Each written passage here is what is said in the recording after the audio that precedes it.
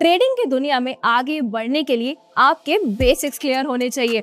और अगर आपने एंजल वन की टेक्निकल एनालिसिस के सीरीज के एपिसोड्स देखे हैं तो आप ऑलरेडी एक स्टेप आगे हैं।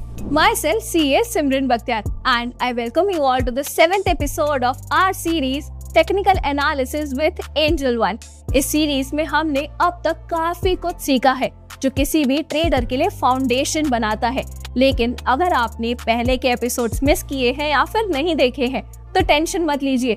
आज के वीडियो में मैं आपको एक क्विक समरी दूंगी कि अब तक हमने इस सीरीज के एपिसोड्स में क्या क्या सीखा है और आपको नेक्स्ट एपिसोड्स में क्या एक्सपेक्ट करना चाहिए। तो कमेंट्स में लिखो revision if you are really excited about this episode.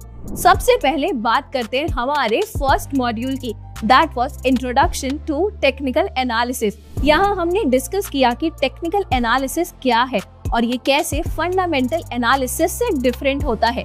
Technical analysis basically price action और पास्ट डेटा के बेसिक्स पर फ्यूचर मूवमेंट्स को प्रेडिक्ट करने की कोशिश करता है। हमने ये भी समझा कि चार्ट्स, पैटर्न और इंडिकेटर्स का यूज करके हम मार्केट सेंटिमेंट को कैसे समझ सकते हैं। अगले मॉड्यूल में हमने बात की चार्ट टाइप्स, चार्ट पैटर्न्स और ट्रेंड्स के बारे में। ये मॉड्यूल ट्रेडिंग की दुनिया में एक आपको विजुअल क्लैरिटी देता है। चार्ट टाइप्स में हमने लाइन चार्ट्स, बार चार्ट्स और कैंडलस्टिक चार्ट्स के डिफरेंसेस को समझा और देखा कि कैंडलस्टिक चार्ट्स कैसे प्राइस एक्शन को सबसे अच्छे तरीके से डिपिक्ट करते हैं। वहीं चार्ट पैटर्न्स में हमने रिवर्सल और कंटिन्यूएशन पैटर्न्स जैसे head and shoulders, double top, double bottom और फ्लैग्स का एनालिसिस किया। ये पैटर्न्स प्राइस मूवमेंट के बारे में हमें अर्ली सिग्नल्स देते हैं। Then comes trends and trend lines. हमने सीखा कि मार्केट में 3 मेन ट्रेंड्स होते हैं। First is up trend, down trend and sideways.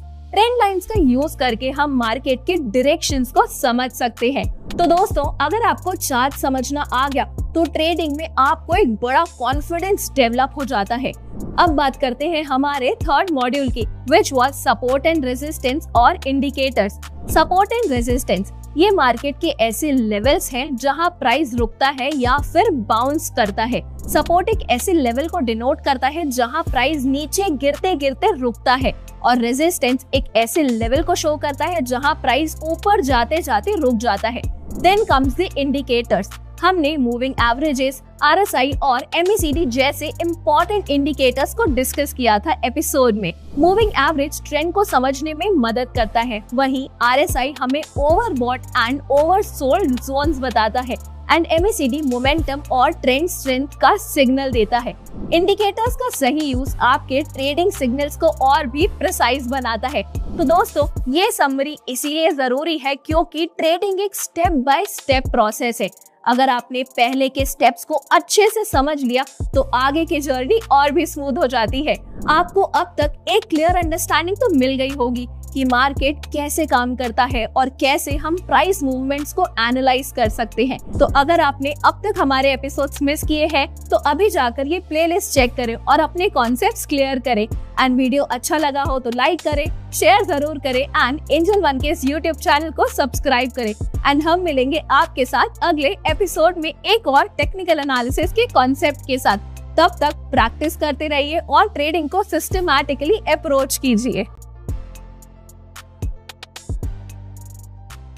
Investments in securities market are subject to market risk. Read all the related documents carefully before investing.